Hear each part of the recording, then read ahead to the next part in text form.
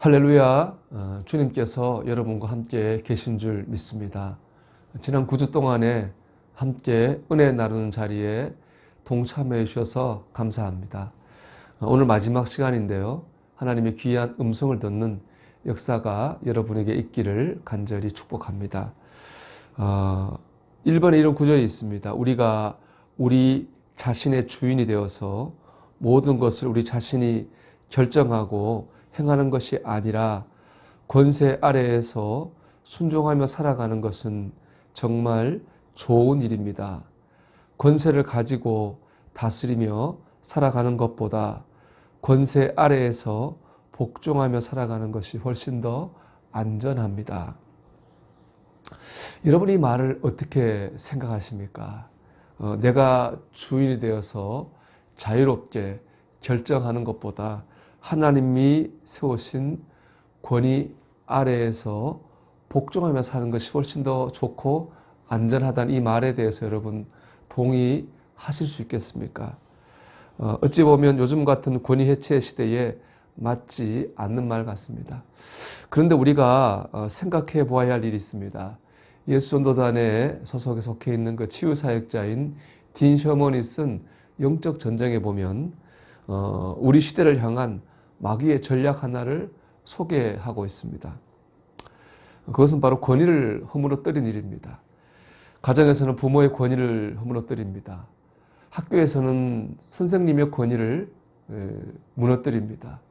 또 교회에서는 목회자의 권위를 무너뜨립니다. 민주주의 사회니까 자유와 민주란 이름으로 권위를 해체합니다. 합리적이고 세상적으로 좋아 보입니다. 그런데 여러분 과연 그만큼 우리의 삶이 나아졌을까요? 부모의 권위가 사라진 가정이 더 행복해졌습니까? 선생님의 권위가 무너진 학교가 자녀의 교육, 인성교육이라고 하는 역할을 더 잘 감당하게 되었나요? 목회자의 권위가 무너진 교회에서 과연 성도들은 평안을 얻을 수 있을까요? 권위는 우리를 가로막는 담이 아닙니다. 외부로부터 우리를 지키는 울타리입니다. 그럼 우리는 건강한 의미에서 권위를 세우고 지켜 나가야 됩니다. 신앙생활에도 담처럼 느껴지는 것들이 많습니다. 주일 성수, 말씀 지키기, 담으로 느껴지기 쉽습니다. 왜냐하면 이걸 지키기 위해서는 내가 가진 자유를 포기해야 되기 때문에 그렇습니다. 하지만 어찌 보면 이건 담이 아니라 울타리입니다. 주일 성수와 말씀에 순종하는 삶이 당장에는 불편해 보여도 결국에는 그것이 죄와 마귀의 역사로부터 우리를 지켜주기 때문에 그렇습니다. 결국 이걸 담으로 느낄 것인가, 울타리로 받아들일 것인가 하는 것은 나의 마음에 달려 있습니다. 그 밑에 있는 구절입니다.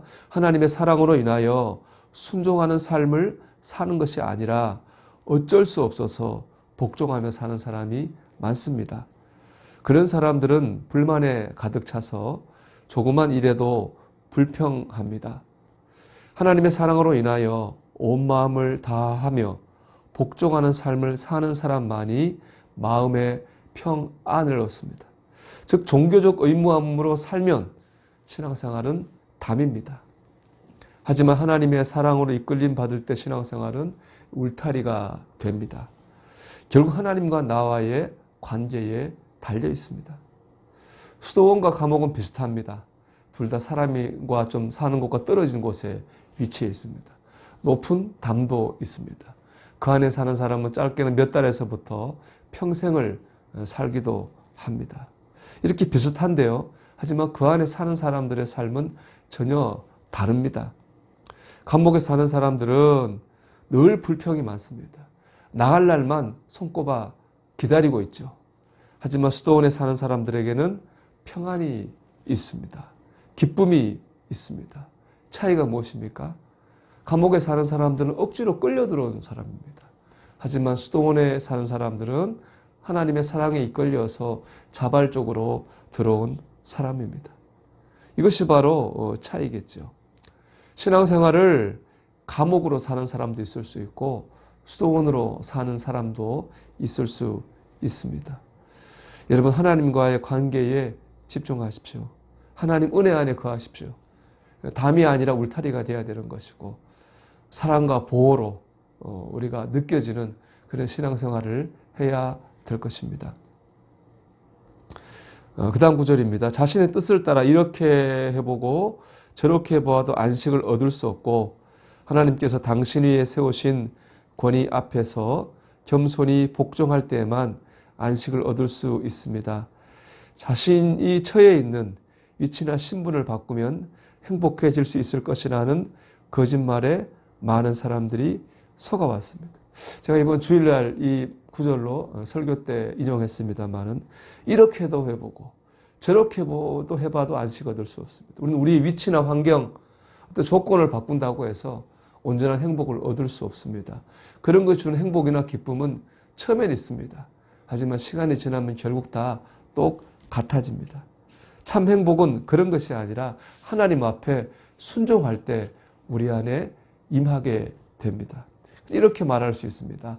항복하면 행복해집니다. 2번인데요. 자신의 생각을 지나치게 믿지 말고 다른 사람들의 생각을 기꺼이 경청하십시오. 저는 여기에 줄을 쳤습니다. 잘 들으면 이해를 하고요. 잘못 들으면 오해를 한다는 그런 말이 있습니다. 잘 들어야 됩니다. 하나님 말씀도 잘 들어야 되고요. 사람의 말도 잘 들어야 됩니다. 사람의 말도 잘 듣다 보면 그 속에서 하나님의 음성을 들을 수 있고 인도하심을 받을 수 있습니다. 잘 듣는 것이 귀합니다. 우리는 보통 솔로몬이 하나님께 지혜를 구했다고 생각합니다. 그가 지혜의 왕이었기 때문인데요. 하지만 솔로몬이 하나님께 구한 것은 정확히 말하면 지혜가 아니라 듣는 마음입니다. 솔로몬은 잘 듣는 마음을 구했고 응답받아서 잘 들었습니다. 그래서 솔로몬의 재판이 유명하지 않습니까? 결국에 듣는 마음이 지혜입니다. 잘 듣는 사람이 지혜로운 삶을 살 수 있습니다. 여러분 하나님 앞에서도 잘 듣고 사람 앞에서도 잘 들으시길 바랍니다. 세 번째는 이런 구절이 있습니다. 나는 다른 사람들에게 조언을 하기보다는 다른 사람들로부터 조언을 듣는 것이 더 안전하다는 말을 자주 들어왔습니다. 우리 자신의 생각이 좋은 것일 수 있지만 여러 가지 이유와 상황으로 인해서 다른 사람들의 생각을 받아들이는 것이 마땅한데도 그렇게 하지 않는다면 그것은 우리가 교만하고 완악하다는 것을 보여주는 증표입니다. 우리가 다른 사람의 조언을 잘 받아들이지 않고 내 생각을 강하게 주장하는 것은 우리의 기질이나 성격이 아닙니다. 우리 그렇게 생각하기 쉬운데 그것은 교만입니다. 성경은 교만에 대해 이렇게 말합니다. 교만은 패망의 선봉이요 거만한 마음은 넘어짐의 앞잡이니라. 교만하면 망하고 넘어집니다. 그렇기 때문에 우리는 내 생각과 주장을 주장할 것이 아니라 다른 사람의 조언에 귀를 기울여야 됩니다. 예수님께서 산상수훈의 결론을 하신 말씀이 있습니다. 마태복음 7장 24절에서 27절의 말씀인데요. 내 말을 듣고 행하는 자는 반석 위에 집을 지은 사람 같다. 홍수가 나고 큰 난리가 나도 집이 그 반석 위에 지어졌기 때문에 튼튼하다고 말씀하셨습니다. 반면에 말씀을 듣긴 하는데 행하지 않는 사람은 모래 위에 집을 지은 사람과 같다고 했습니다. 겉으로 볼 때는 집이 번듯하지만 기초가 약하기 때문에 큰 홍수를 만나면 떠내려가고 마는 것입니다. 우리 하나님 말씀을 듣는 데 그칠 것이 아니라 행해야 됩니다.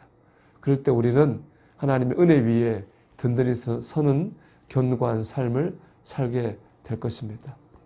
하나님 앞에 하나님의 사랑으로 순종하는 저와 여러분이 되시기를 주님의 이름으로 축원합니다.